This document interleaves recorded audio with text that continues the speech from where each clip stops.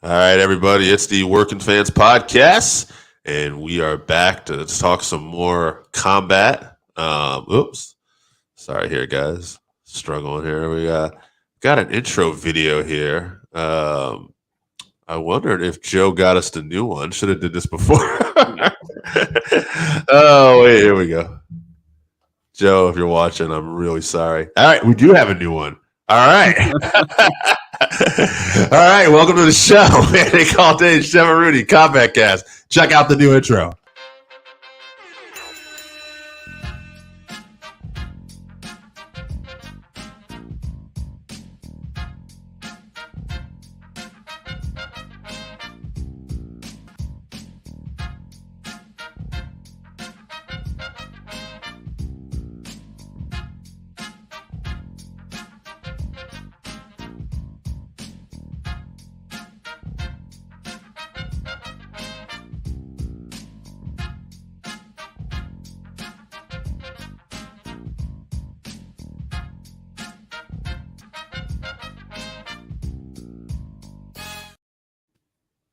And there we have it.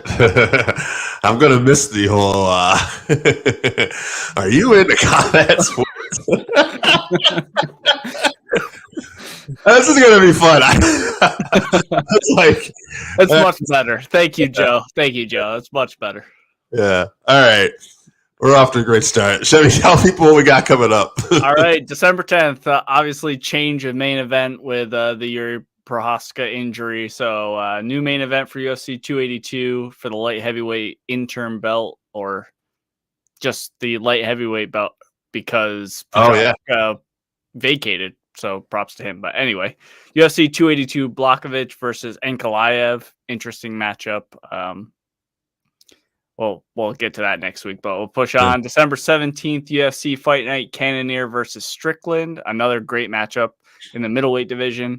And then at the end of the year, we're working on a 2022 best of the year video for you guys. Best of events, best fights, yeah. And just too, I guess we'll just say hats off to a couple people here. Ankalaev for vacating the belt. That's Prohaska, yeah. But also like Glover too, who didn't get pushed into a fight, who is the former champion, lost it in a super close battle, was about to get that rematch. And Glover, he will get his rematch for the title. And so I don't know, it's one of the things I just respect about Glover. Like, he's going to do business his way. Yeah, when you're this close to the end of your career, you have to make sure you make the right moves. And he didn't want to fight Ankalaev, who is a completely different fight, without taking the proper time. So he didn't accept the fight. So, yeah, respect to both of those guys. Absolutely. Now, what do you want to talk about first? You want to talk about a little bit of PFL? You got to watch the event. I did not. So maybe just tell us some of your highlights. Yeah. We'll just cruise through a few of the PFL. It was first of all, in my opinion, well worth the $50. It was an excellent card. Lots of great fights. So we'll just cruise through them though. A couple noticeable ones. Jeremy Stevens, he lost again. He won a split decision in June, but besides that, he hasn't won since 2018. He can't have too many fights left, I don't think. Shimon Moraes versus Marlon Moraes. Marlon looked fantastic right up until the point where he got KO'd. It was a bad KO too. His chin just can't take shots anymore. He's probably pretty close to being done too, I would say. I know he was looking good, but that's like 7 losses in a row if you count that bullshit win he had over Jose Aldo. Oh, sure. Yeah. And a great fight, which is exactly how I thought this fight was going to go. Razor Rob Wilkinson got a KO over Omari Akhmedov. Razor Rob was super dominant. He usually gets it done in the first or second round. But I can't believe the chin on Omari. He took a real ass whooping basically for 2 rounds. He really got saved by the bell in that second round. And then he had such a bad cut. I believe it was from a knee. And the doctor stopped it. It was right over his eye and it was bleeding down right into his eye. So doctor stoppage in round 2. Doctor stoppage. Yeah. We'll move on to Delano Taylor versus Sabado Sai.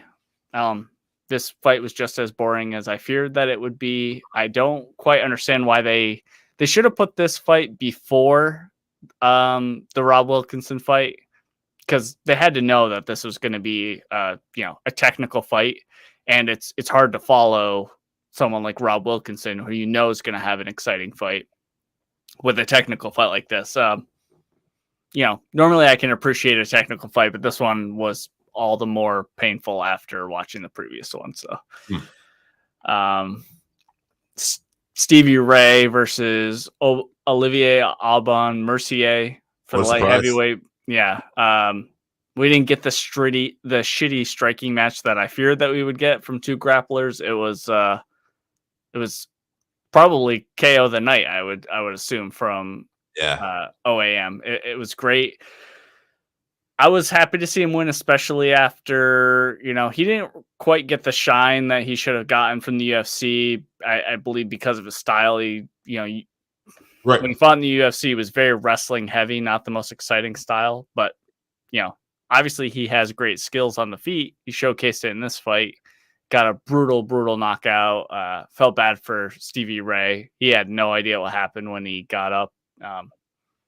But, respect to OAM. Glad to see he won a championship, got a check, Doesn't feel like he's wasting his time in PFL. Oh, no. And Curtis Blades actually posted on his Instagram a picture of this sad guy struggling. And it basically read something on UFC fighters looking at fighters that got cut and now in the PFL making $1 million. Yeah. And in the comments, he's like, it hurts, especially when you going around Christmas time now. Yeah. We'll move on. Next fight, Julia Budd versus Aspen Ladd. Yeah, you called it. Good job. Did. Yeah.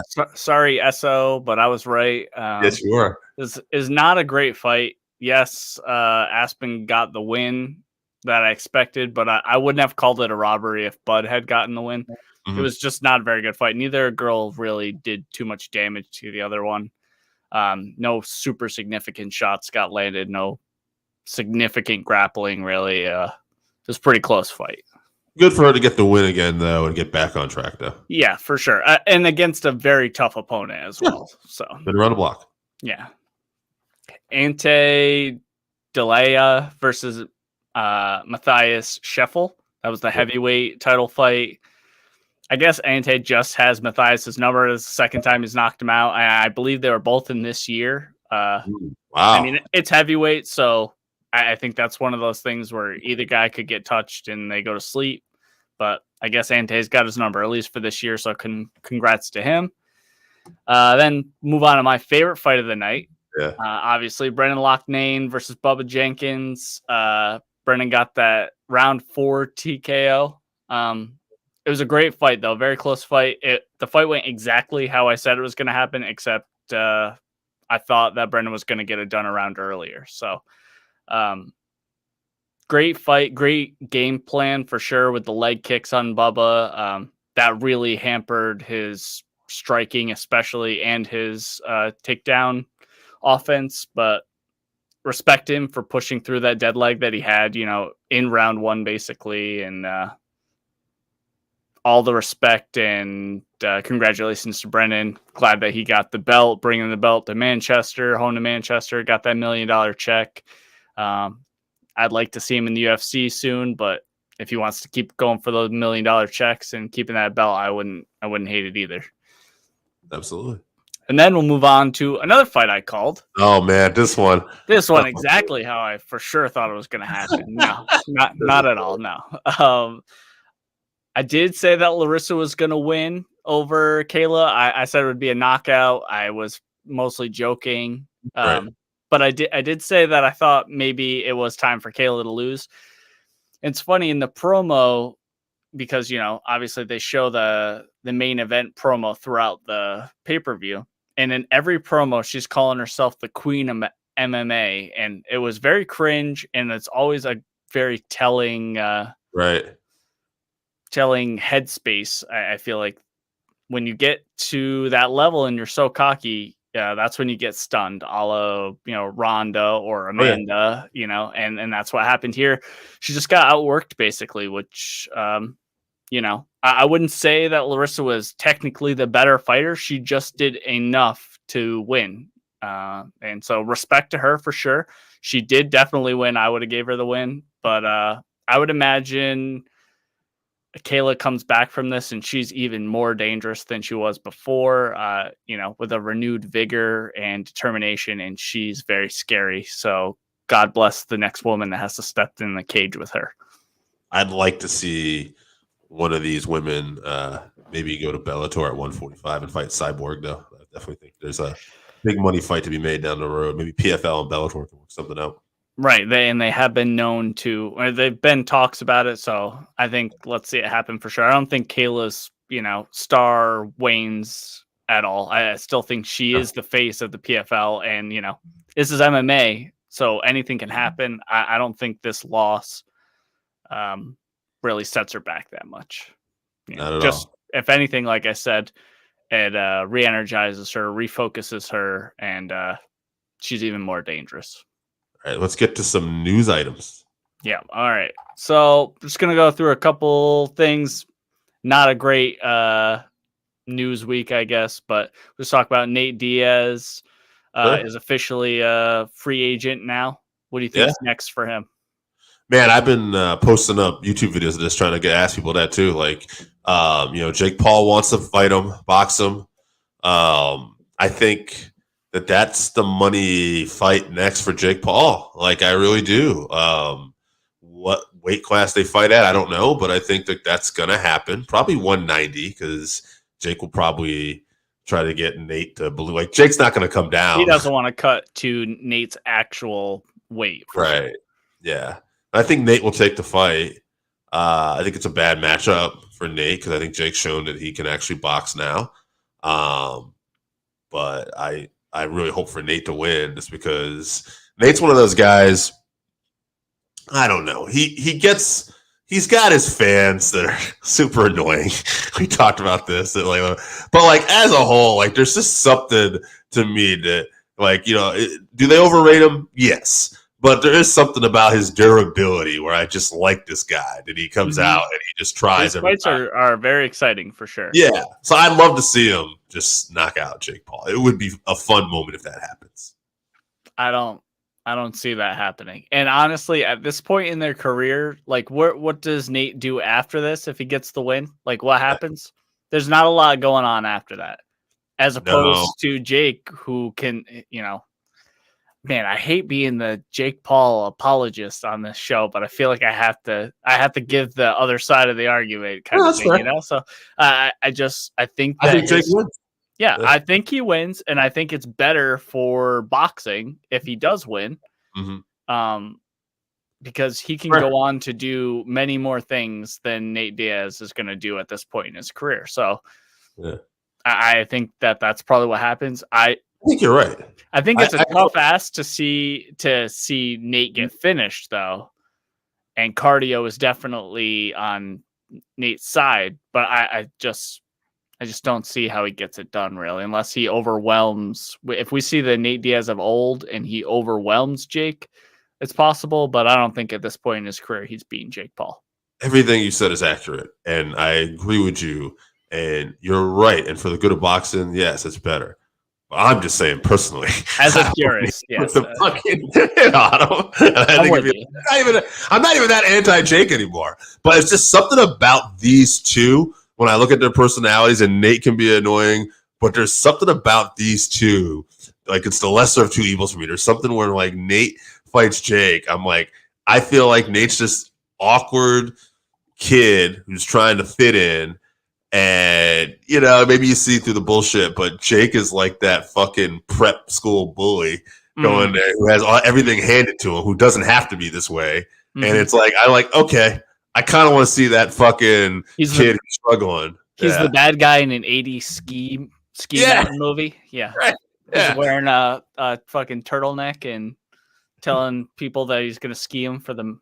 And Nate's that awkward kid who's getting tutored by some beautiful girl who's there's something about him. I love him. And I got to fight Jake now. I'm all for it. All right. We'll move on. So we'll move from Jake to Connor. So Artem Lobov, the GOAT, is suing Conor McGregor for a piece of proper 12, and now he's suing him for defamation of character as well. Yeah, and Conor said we should fight it out. Okay, Conor. Yeah, challenge him to a fight at like 10:30 at night. Yeah. That's the roid rage talking now. So. It's ridiculous. Oh, man, I'm so, what a mighty have fallen. I was a Conor guy way back in the day, but I don't really know. I don't get me wrong. I'm sure if he fights again in UFC, it'll be big business for somebody, and I hope somebody does well.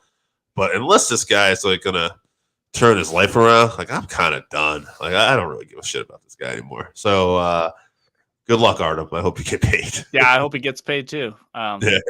I'm with you though. I'm ready. I'm waiting for the time that Conor finally retires and goes away and hangs out on his yacht, and we just know he's not coming back, and we don't have to hear about him every other day or whatever. So if he fights, I want to watch it for sure. He's the best at building a fight. His fights are exciting, but it's just too much outside of the fights for sure. Yeah, get a promotion. Yeah. Promote the fight, stay out of fucking trouble, and you love this fight game. Go invest back into it then. Right, and he would be good at something like that too. So, All right, move on. OSP now has his third different opponent for UFC 282. First, he started out with Gustafsson, then he had Felipe Lins, and now Antonio Tricoli. Can't catch a break. Good luck. Hard to run a training camp for three different guys, huh? I think that was your final news story, right? Because I wanted one to. I have one more. Oh, good. All right. Well, we'll see what else you got here. So okay. So just the fact that One Championship is having their last Amazon card of the year on December 2nd. So Amazon Prime, and it'll be the light heavyweight title fight between undefeated Rainer de Ritter and Anatoly Maklian. It's some Russian name. I can't pronounce it, but both undefeated guys. I didn't know anyone else on the card. I'm not a huge follower of one if it's not Mighty Mouse. So, but I'll still watch it because it's on Amazon Prime, which I have, and it's on Friday, so it's not conflicting with any other fights. I just wanted to add to this week. Paddy Pimblett won me over a couple times this week. One. His dog took a shit on somebody's yard, and Patty actually went up to the guy's house little camera. Camera. Yeah, just hey, but I don't have anything clean, blah, blah, blah. And they're like, "Are you Paddy Pimblett?" The guy knew he was. He's like, "Yeah," and they're like, "Don't worry about it. It's cool. We'll clean it up." And just that guy, that Patty's super I'm starting to realize that Patty is. He's kind of that flamboyant guy, but he's pretty genuine, I think. He's a real person. Yeah. It's not a persona.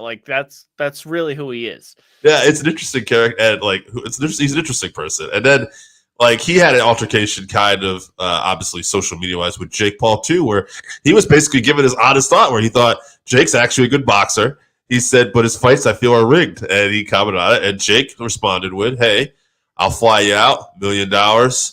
We'll spar." Patty was immediately go okay, I'll accept, but we'll do it at the performance center because there. He has a fight.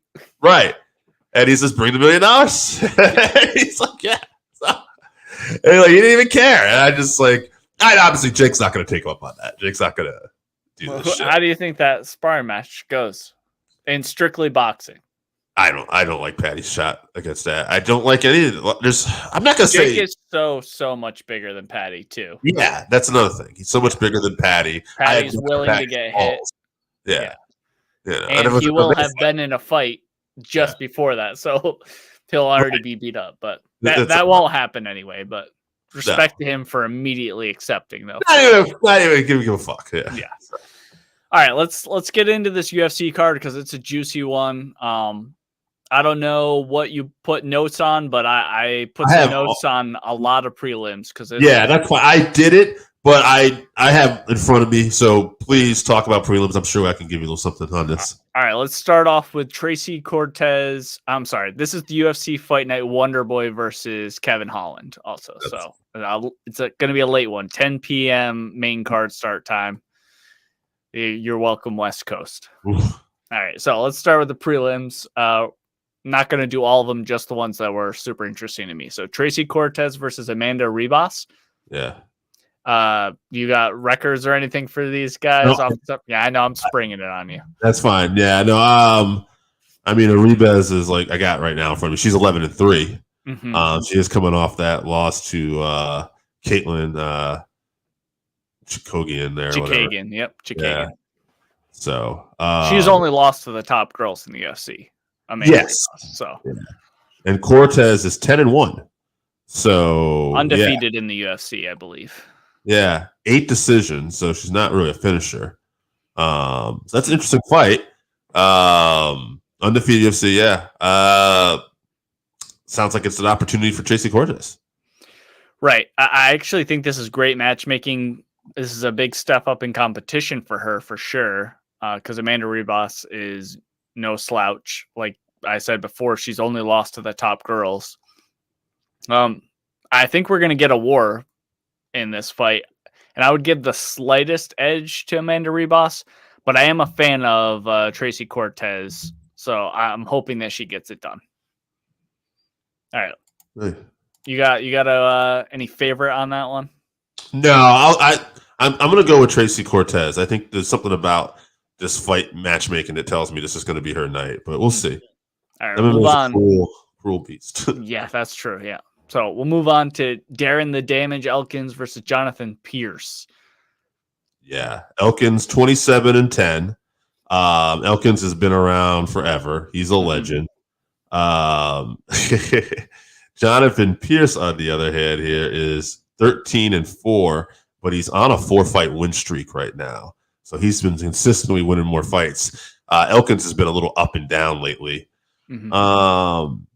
And he's got 9 knockouts. I don't know. I feel like Elkins is starting to actually, not trying to be pun here, but wear the damage a little bit more. And I think that's going to be a difference here. I'll say Pierce. He might even get the finish, but Elkins has been so good at taking. It's hard for me just to say that, but I'll say Elkins. I'll say Pierce gets the win by decision. Right. We all know how tough Elkins is, but I think this is meant to be a coming out party for Jonathan Pierce. He's been in the UFC for a while, but he's flown under the radar for sure. He needs to stay alert and on guard to not get caught. I think he will, and I think he's actually going to finish Elkins. I'll say TKO in round 2. All right, let's move on. Michael Johnson versus Mark DeCasey. Yeah, Mark is, I believe, 16-10. I'd have to go back and look, but Johnson is like 20-18. He's got that Mark Hunt record.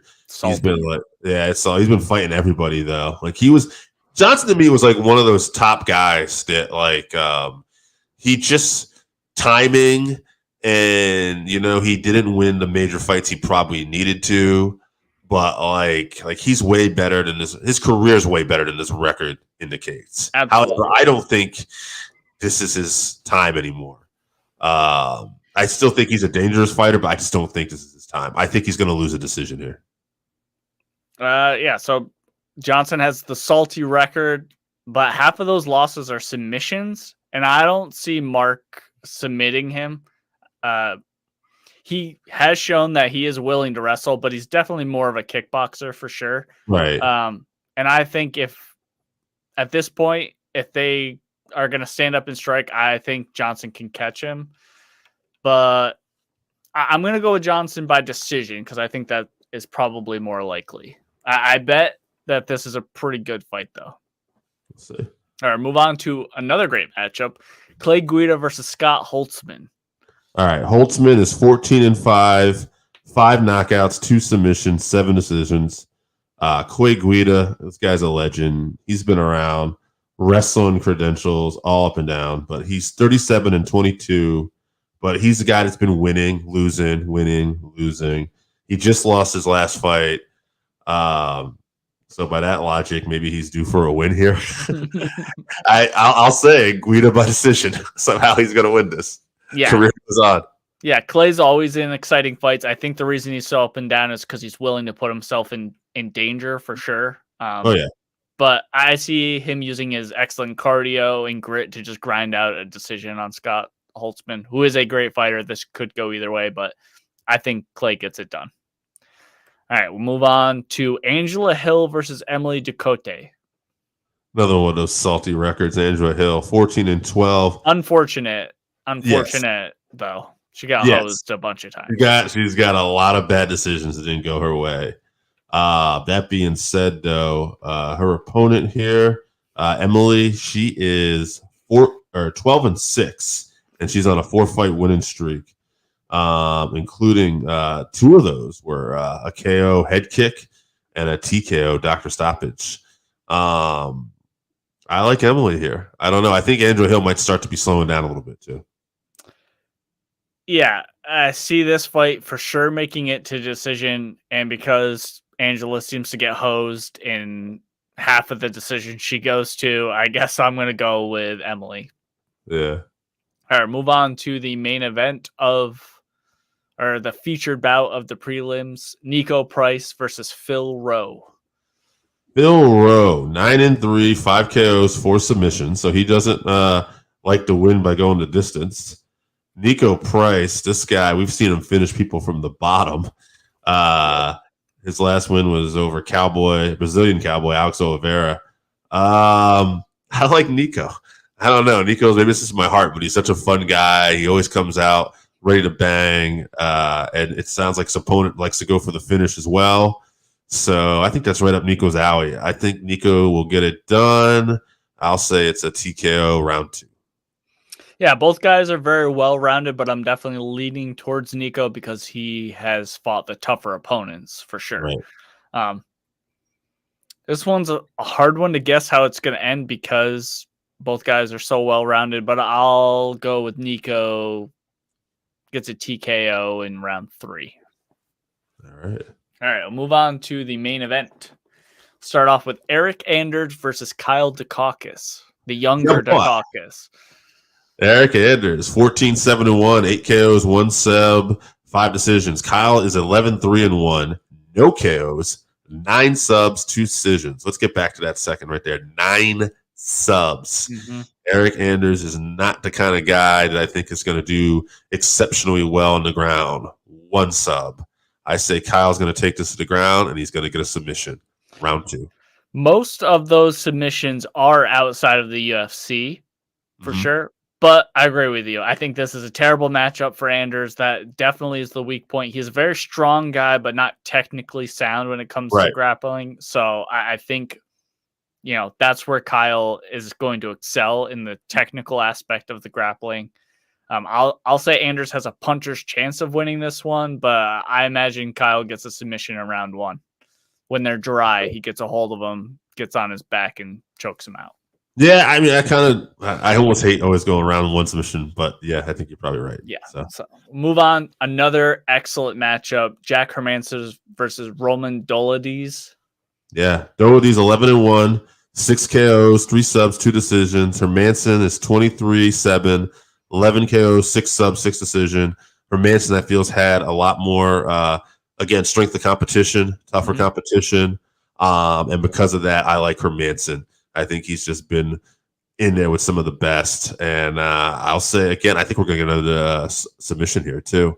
I'm not going to say for sure. I don't feel as confident, but I think that is my guess. I think we'll get a submission, and I'm going to say round 2. Right, I agree with you. I think strength of schedule makes a big difference in this. Hermansson's definitely a bit more well-rounded than Roman. So I think he's going to get Roman thinking about the takedown, and he actually clips him on the feet and finishes him. I'll say around 3 TKO. We'll move on to probably fight of the night, possible fight of the year contender, Tai Tuavasa versus Sergei Pavlovich. Tai Tuavasa, 14-4, 13 KOs, only 1 decision. This guy ain't never subbed anybody in his life. Sergei, he's 16-1, 13 KOs, 3 decisions. Sergei's only loss was his UFC debut against Alistair Overeem, a fight that he was probably not ready for at that time. I think he is a completely different fighter right now. I love me some Tai Tuavasa. I just have this feeling it's going to be Sergei's night. if it's not going to be Tai's night, he's probably not going to lose a decision. But I'll say it's a banger, and I say it's a round 3 TKO for Sergei. Right. This is the prototypical heavyweight matchup, 2 KO artists for sure. I agree with everything you said, but I'm going to pick with my heart and say Tai's too tough. He weathers getting stunned like he did in that Gone fight, but he will actually clip Sergei when he's coming in. So I think that he baits Sergei in and then gets the KO himself in round 2. Fingers crossed. I want to see the shoey. Let's go. All right, move on to Matheus Nicolau. Sorry, I'm not great with the Portuguese names, And then Matt Schnell. There's a big betting discrepancy in this one for sure. Interesting. Well, Matheus is 18-2-1, 4 KOs, 5 subs, 8 decisions. That doesn't really add up to 17, though, Wikipedia. I just want you to know, America's most trusted news source. That's right. You're on top of it. Producer Joe can't yell at you about that one. No, I see it right now. 8, 5, and 4 makes 17, but they have him listed as 18-2-1. So I know my math. But Schnell, he's another guy, though. A lot of tough competition here, right? Strength of schedule. 19, 6-1, 2 KOs, 9 subs, 4 decisions, 1 disqualification victory. I don't know. I mean, looking at that record, you think Matheus, I don't know. I kind of like Schnell. So I think Schnell's going to get it done. And fuck it. Another sub. Second round. We'll see what happens. Yeah, I agree with you. I think it's a bit disrespectful. They have him a plus 300 underdog. I just don't understand where they're getting that from. I get that Matheus is dangerous, but like you said, strength of schedule. Matt Schnell is a dog, and he'll bring the fight, and he's great everywhere. And I think that there's a good chance he's offended by this betting line as well. And I think he makes it a point to get the submission. And I'm also going to say round 2. So let's go, Matt Schnell. I'm rooting for you. Yeah, I would agree. I'm trying to think here, like Matthias's record here. He's also here it is, 18-1. He's got to win over. I'm looking at his schedule. Like Tim Elliott might be his biggest win, which right. I like Tim. Tim is up and down though. He's up and down. So I don't know. We'll see. There's some like Louis Smokers on there, but that's a little earlier. I don't know. We'll see. It's a good matchup. It's a good measuring stick for Matheus for sure. If he beats Matt Schnell, he's the real deal. So now, this next fight you're about to talk about, earlier you said the heavyweights might be fighting tonight. This might be fight night too. Yeah, this very well could be. Yeah, Bryan Barbarena versus RDA. All right, let's get to it here. RDA 31-14. 5 KOs, 10 subs, 16 decision. Former lightweight champion of the world. This fight's at welterweight, but that's notable. Bryan Barbarena, 18-0, 11 KOs, 2 subs, 5 decisions. Here's the fun one, though. He's coming off of wins over Matt Brown and Robbie Lawler. All right. Both these fights were wild. Both these fights, I wanted his opponents to win, not because I don't like Barbarena, but Lawler and Brown are respective legends. Mm-hmm. But I believe I picked Barbarena both times, and he showed. And so he's kind of getting in this spot almost like a legend killer now, right? Like he's beating some of the legends. I don't think that's going to happen this time, and I'll tell you why. I think RDA, as much as I really like Brown and Lawler, the difference with RDA, I feel, is he's a little more well-rounded, and I don't think he's going to play this. We're just going to knock each other around game. I think he's going to take him down at times. He's going to use leg kicks, and he's going to use all his skills. And because of that, Barbarena has a hell of a puncher's chance in this. But I'm going to say RDA gets it done, and I'm going to say another submission. I'm going to say maybe round 2. Yeah, I agree with your thoughts there. Why is the UFC making Barbarena the legend killer? Like you said, first Matt Brown, then Robbie Lawler, and now RDA. RDA is super well-rounded, though, compared to those other two, especially. I would argue he might be the most well-rounded fighter on the roster at this point. So where we disagree is outcome. I do think Bryan is just a Terminator. I would argue he's probably stronger than RDA. Sure. Maybe able to stuff a takedown. I think he's just going to march forward. RDA is going to have to take some shots. Bryan's going to be willing to take one to give one. And in that scenario, I'm picking Barbarena over RDA. So I think Barbarena actually gets a KO in round 1. I could see Barbarena getting a KO. That's my other thing. But RDA is going to have to play that game a little bit. Will he? Possibly. I think the pressure. I think the pressure is what's going to make him. Like he won't have a. We'll see. It'll be interesting. We'll see. He also has great cardio, so it's going to be. I think too, like you said, if Barbarena stuffs that takedown, that'll be a big. Yeah, that hinges on that for sure. Because if he gets taken down, RDA will tire him out for sure. Yeah, and he'll lose a lot of that pop on those punches. So we'll see. Great matchmaking though. Thank you, UFC. We'll move on to the main event. Stephen Wonderboy Thompson versus Kevin Holland. Stephen Wonderboy Thompson, 16-6-1, 7 KOs, 1 sub, 8 decision. To quote Ric Flair, he recently said, "I will never retire." That's not true. But he did say he doesn't plan on retiring. He says, "I've only been knocked out 1 time in my whole career of combat sports." Also noted, I believe you told me earlier, he's coming out with Jack Black for this too. That's right, he is.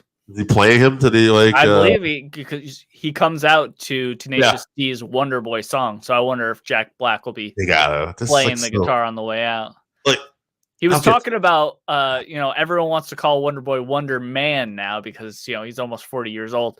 So he was trying to get Jack Black to write him a new song, Wonder Man as a song. That would be so great. It would be so great.